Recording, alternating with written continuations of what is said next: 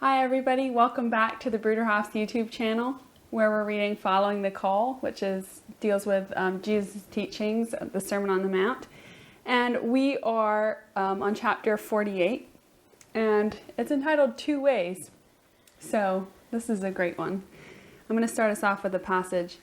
Enter through the narrow gate, for wide is the gate and broad is the road that leads to destruction, and many enter through it. But small is the gate and narrow the road that leads to life, and only a few find it. That's from Matthew chapter 7, 13 and 14. So that is then backed up by a number of really good excerpts. The Didache talks about what those two ways are, and basically just inserts the whole teaching from the Sermon on the Mount within that. The Didache is an early Christian writing that was used for baptismal preparation. Yes, that's good background to have. And some of the things that I got out of it is that you have to have an understanding of total commitment to God and what that means in order to go the way of Christ.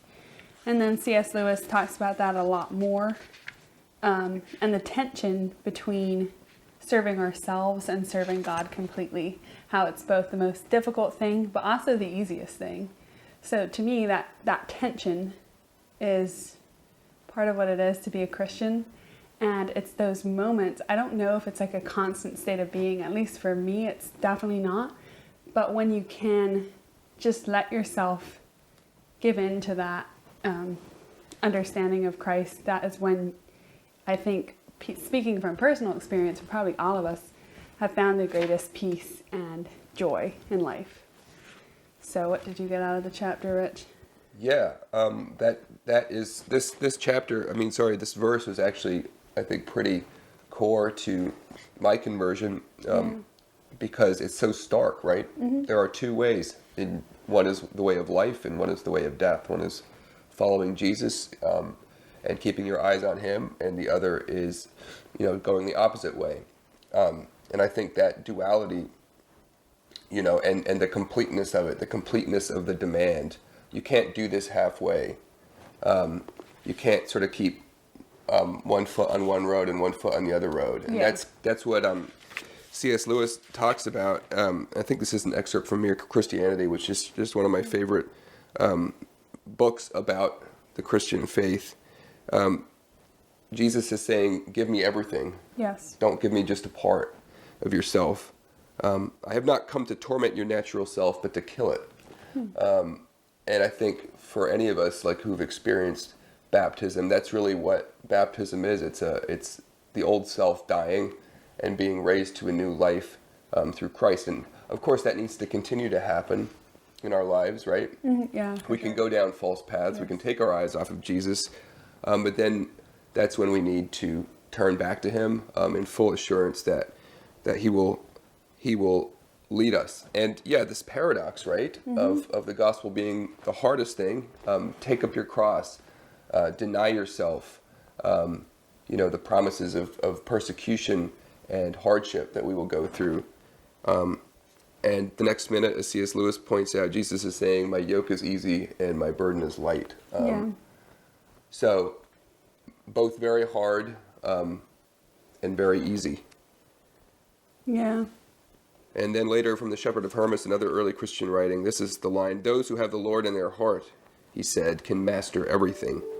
So it's not ourselves who give us. The only choice we can make is to give up ourselves, and then God does the rest. Yeah. And I also thought the excerpt from Bonhoeffer was really good because it talks about, to me, it just gave me a new kind of visual on this passage about how we're trying to walk in the footsteps of Christ. And that is why the way is so narrow.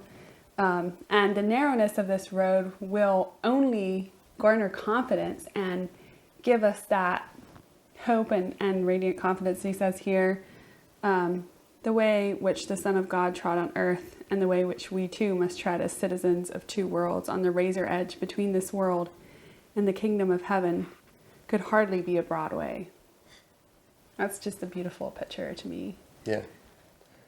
And I mean, it's we can visualize it in other stories in the gospel. One of my favorite stories, obviously, is the story of Peter walking on the water. Yes. And how easy it was for him to do the impossible when he kept his eyes on Jesus. And as soon as he allowed fear and self-concern to fill his heart, he started to sink. And that's just a beautiful picture of how it is for each one of us. We just have to lift up our heads and look forward, and we can master everything. So it's a beautiful passage, and it brings into relief like the completeness of the calling that Jesus places on us. Interested what anyone else's experience has been in choosing the way of life. Anyway, we're getting close to the end of this book, Doreen. I know. What are we going to do? What are we going to do next? Who knows? 3 more chapters. Next week, chapter 49, False Prophets. So thanks for watching, and we'll see you next time.